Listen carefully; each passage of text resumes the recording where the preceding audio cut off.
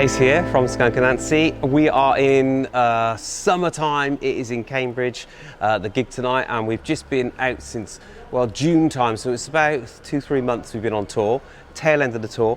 I'm going to show you my rig rundown. So this is what I've been using for the whole tour across Europe. First of all, let's go with guitars.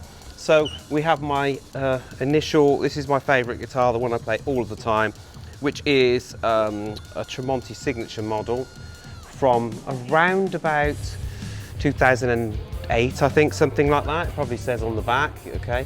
Yeah, 2008, there we go.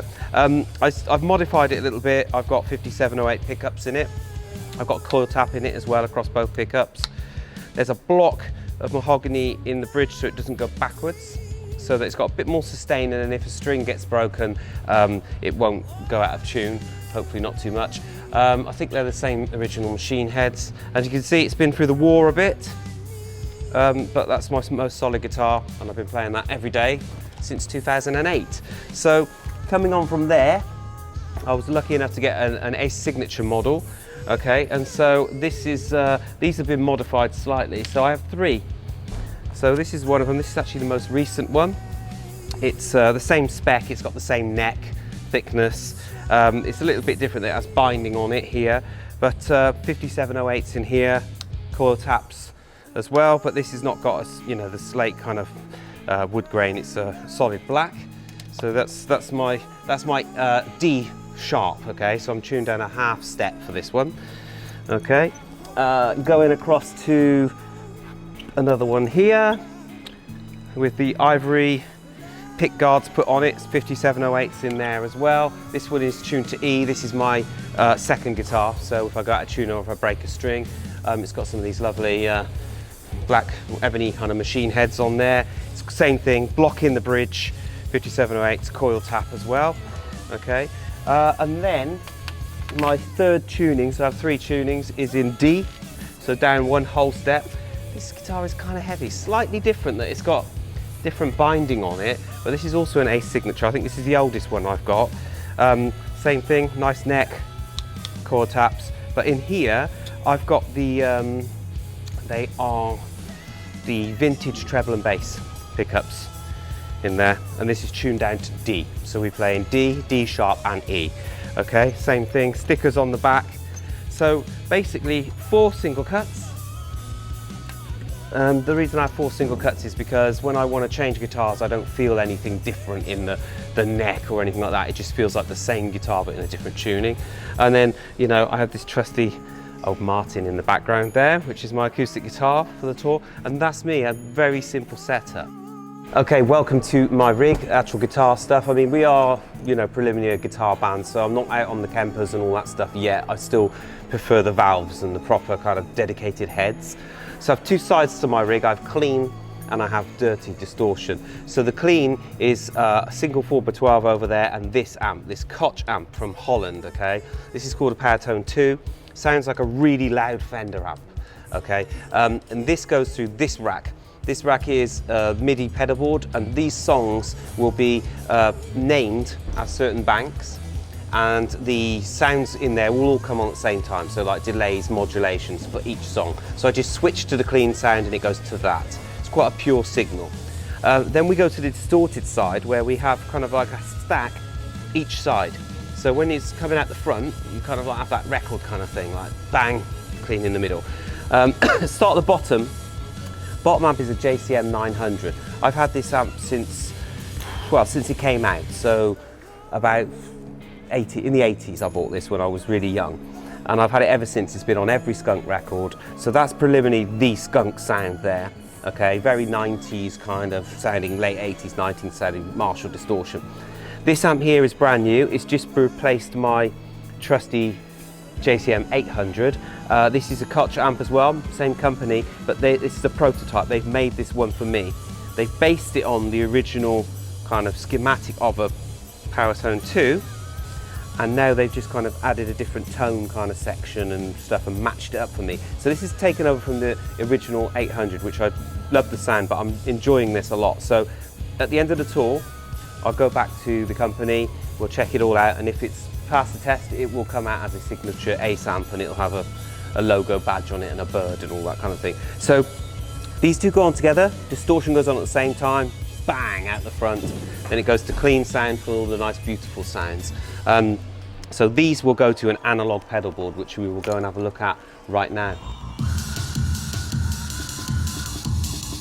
Okay, so here we are. This is what's on the floor for all of the shows, my pedal board. The initial chassis of this big kind of thing here with the switching system is a Mike Hill board. Mike Hill's very well known now because he makes AC/DC and Coldplay and all these kind of things, and they're like ridiculously expensive boards.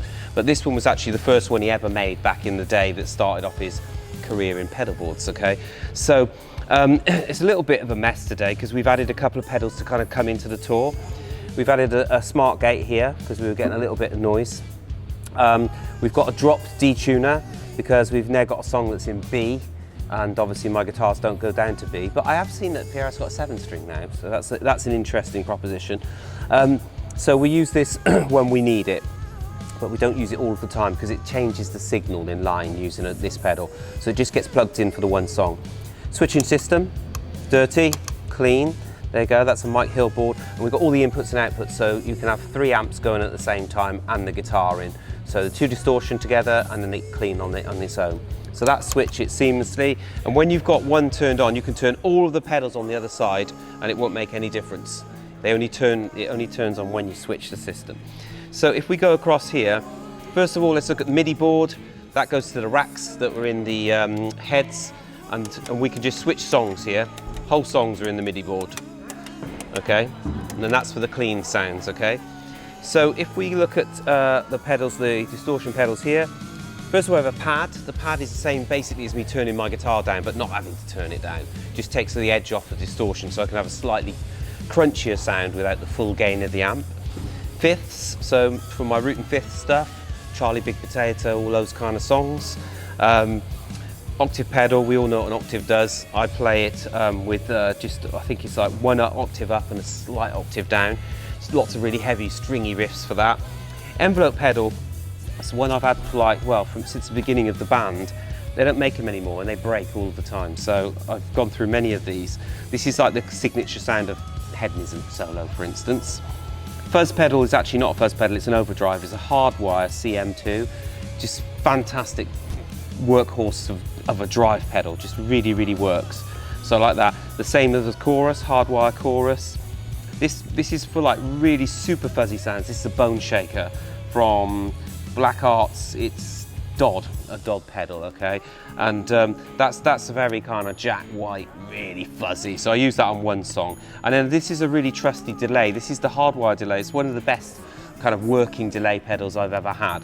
So I haven't got a lot of pedals and I don't use them all of the time. A lot of them are for flavors. The main thing is valve sounds off the rig and then just pushing it with a bit of overdrive on there. These things just pop in and out every now and then. And that essentially is my rig. So this board, 3 heads and some cabinets over here. So this will finish the equation of the Ace rig, okay? This one here is brand new. This is my 25th anniversary. A lovely gift actually from the beautiful people at Zilla. They made this one for me.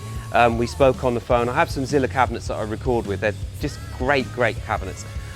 So they made this one for me and I said, can I have like this kind of like real hard kind of, well, I suppose like 90s Mesa Boogie or something grill. So they got the grill cut for it.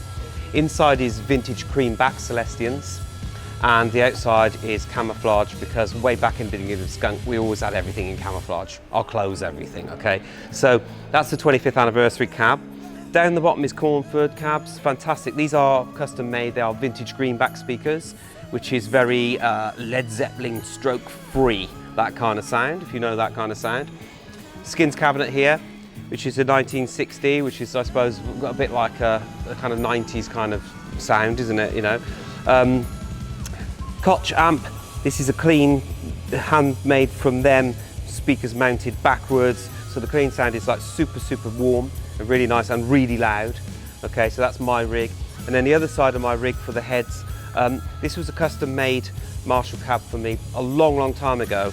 I wanted one that looked like Randy Rhoads' cab from Ozzy Osbourne because Randy Rhoads is a big hero for me. So we got one made, right? And this is also vintage greenbacks in here, okay?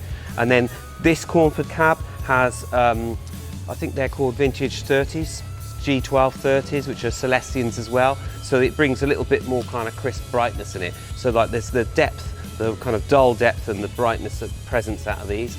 Mix them all together and you've got the sound of Skunk Anansie. And that is my rig.